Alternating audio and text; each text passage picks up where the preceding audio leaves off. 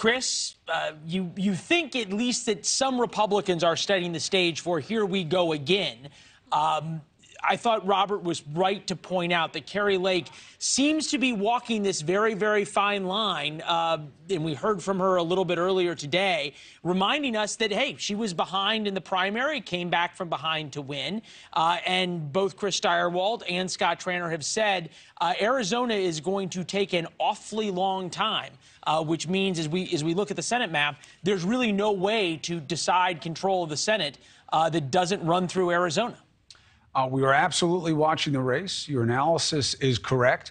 It is important to qualify that the officials in Arizona, specifically Maricopa County, have been very upfront in saying, we take time here. So that's not a surprise. You say Kari Lake is walking a fine line. I'll take that suggestion to the panel. I don't think she's walking a fine line. I think that she is doing exactly what she needs to do, which is waiting right now. And if she loses, she can easily call foul because the table was already set for her by the officials in Maricopa County. Now, whether that will be rewarded the way it was last time around remains to be seen. I'm hoping not. What do you think, Morgan? I don't see her doing anything different than anyone would in her position. There's no need for her to come out and there's still plenty of votes. Absolutely. Yeah, right now. She could win. She still could win. There's a lot. She was down, as you said, in the primary. So I think there's a long way to go in Arizona. The Republican operatives I'm speaking to are not feeling great about the Senate seat, but they feel that if there is a chance in Arizona, it's with her.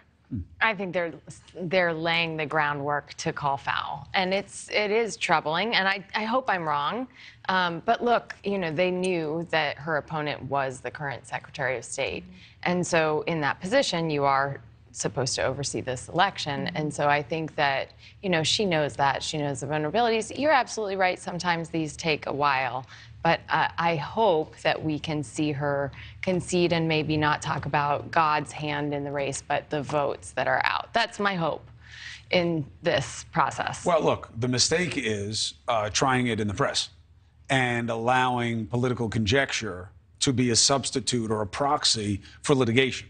If there are real issues that go beyond the parameters of the procedures they have there, there's only one proper course, which is go to court, get a reckoning. I always felt, and it was a frustration in the coverage, the election denier mentality of the last cycle lost every time, and that was completely, it was completely ignored. The initial ruse was, well, they never let us get to the merits. And I was shocked at how well that worked with people on the fringe of the right. You don't get to the merits if you don't have sufficiency of cause before a court. Ask any lawyer. But it worked. Why do Democrats have a Senate majority currently? Because Republicans freaked out about the election results and lost those 2 Georgia Senate seats. They convinced persuadable voters in Georgia in that runoff that the Republican Party had lost its daggone mind.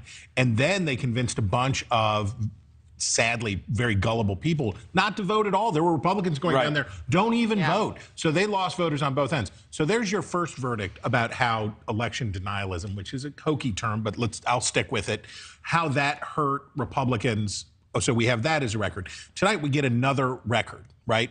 Ask Don Bolduc in New Hampshire. Ask the Republicans across the country. Why did J.D. Vance do so much worse in Ohio than Mike DeWine?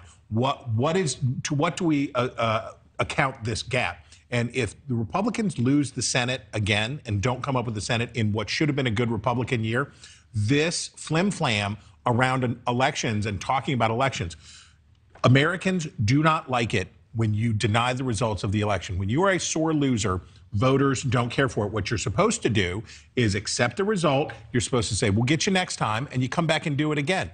But this, I hope that the Republican Party can take these correct lessons, which is there will be another election in 2 years. You can get them again next time, but let it go and save face and just move on.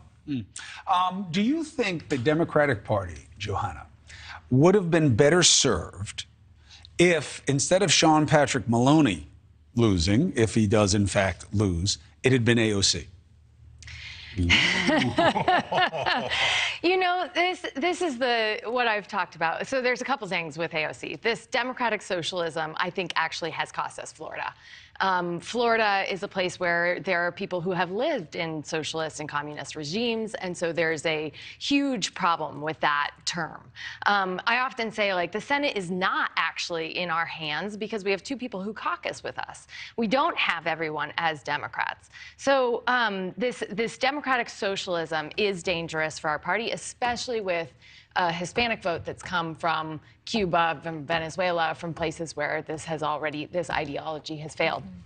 The other thing, though, I would say is this is the troubling part of all of tonight, is that there are so many races that are just safe. Safe with people who say they're going to resist no matter what. They'd rather resist than work together for solutions. And that is my frustration with Washington, and why I wanted to leave Washington as soon as I was done with the administration was you see a lot of people who say things and don't do the work. And so I want to see them actually do the work. And you see right now that the people who are like, yes, she's saying the right thing, she's doing what I want, whether it's Marjorie Taylor Greene or it's AOC or it's some of the terrible men on those, sides who are also getting elected. They're saying the right things and they're getting reelected. And that's why I want to see some voter reform and see that, you can say, okay, they did all the right things, but did they actually work on doing any of that for you? So do you think... Hey, thank you for watching. Please go to newsnationnow.com, newsnationnow.com, and you can find NewsNation on your television provider. And don't forget to click the red subscribe button down below. Then you will get more of NewsNation's fact-driven coverage.